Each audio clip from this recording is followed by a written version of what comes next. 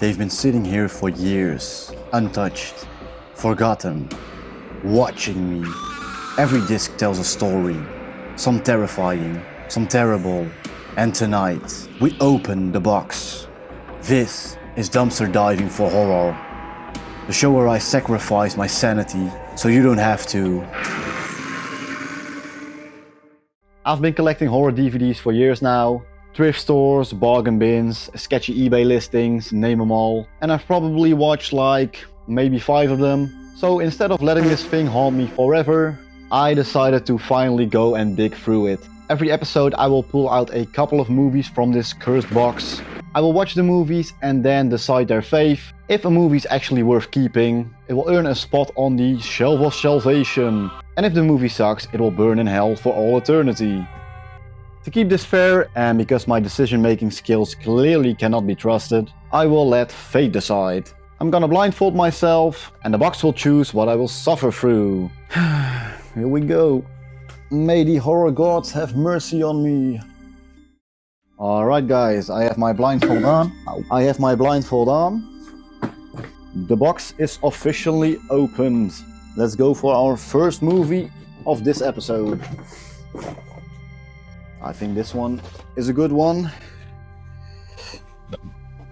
It feels promising. And what do we have here? I have no clue. The Last House on Cemetery Lane. Sick. We're gonna pick 2 more movies. So the blindfold goes back on. This one. This does not look very promising. Our second movie is Desperate Souls.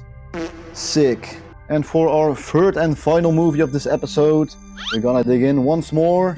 This one a little more towards the back. Yeah, boy.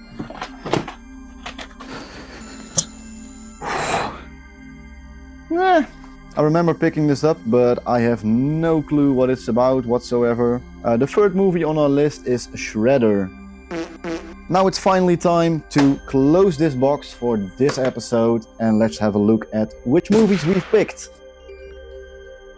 So first up from the dumpster box we have The Last House on Cemetery Lane. Not to spoil anything, but we are not off to a great start with this movie. It sucks. This movie is about a writer who moves into a big mansion in Wales to find inspiration for his new book. There is an old blind woman living upstairs, strange noises at night, and that's basically it.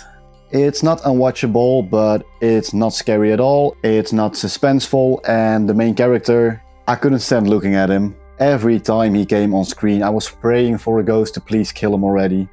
The pacing, like watching paint dry, in slow motion, on a foggy day. Also in the beginning of the movie there was a random moment where we got a random boy band montage or something like that. I will try to show you guys a clip from it without getting copyright strike. If it made it to the video, I am very sorry. Also later there's one scene, a random woman just walks by, there's a tire swing and she just steps on the swing and starts swinging. Why? We don't know. We just don't know.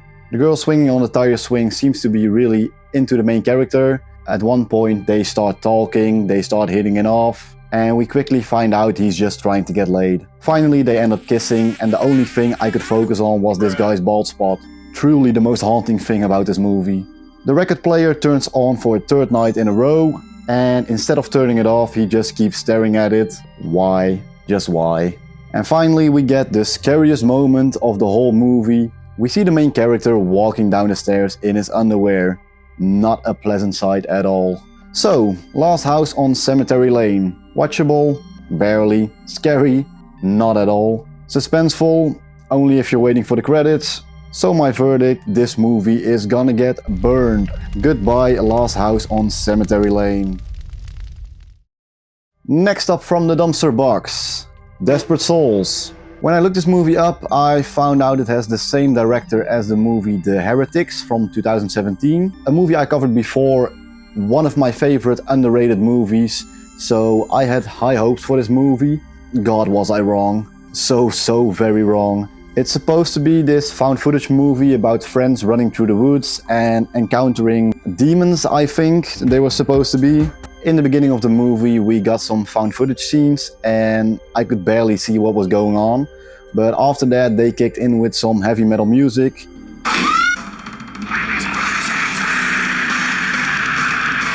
which probably was the best part of the movie. Then, not even 5 minutes later, they start talking about pissing on each other. That's the time you pissed on Brandon while he was sleeping. Dude, it did rain. I pissed on you. No, he didn't. I did. Yeah, you heard that right. Pissing on each other.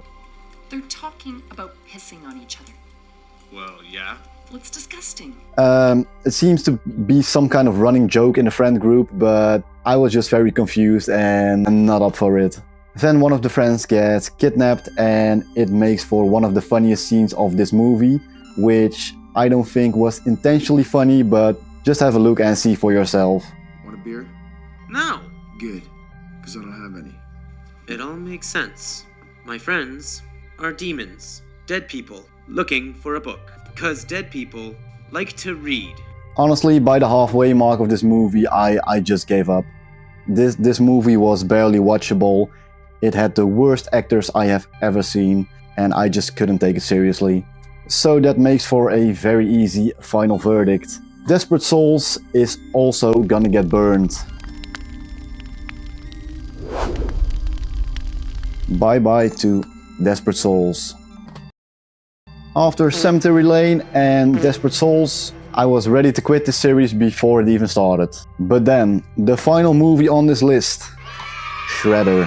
A 2001 slasher about a bunch of obnoxious snowboarders sneaking into a closed ski resort, and finally, we get something fun, thank God. Right from the start, bad practical effects, shitty haircuts, horny idiots making terrible choices. It is literally everything you want in a bad B-horror movie. It's cheap, it's stupid, but somehow it just works. The kills, creative, brutal, hilarious. One guy gets killed with an icicle and flips off the killer while dying. That's just art. There's a killer in a ski mask getting tossed off a ski lift. A girl sewing some guy's leg shut with an earring. And enough nudity to make cable TV blush. But at least compared to the last two movies, something's happening. It's got that early 2000s slasher charm, like Wrong Turn meets Cold Prey.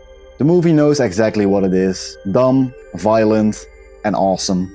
The pacing is solid, the kills are fun, and the characters, as annoying as they are, actually feel alive. After the other two movies, this one definitely felt like a 5-star meal. That's why my final verdict is Shredder is saved, and will be the first movie that will end up on the shelf. And so the dumpster diving will continue. Next time, we might dig a little deeper for 3 new movies. Episode number 2 will come out at the end of next week. So if you enjoyed this series, be sure to leave a like, subscribe, so you won't miss the new episodes. And I hope to see you guys in the next video. Bye bye.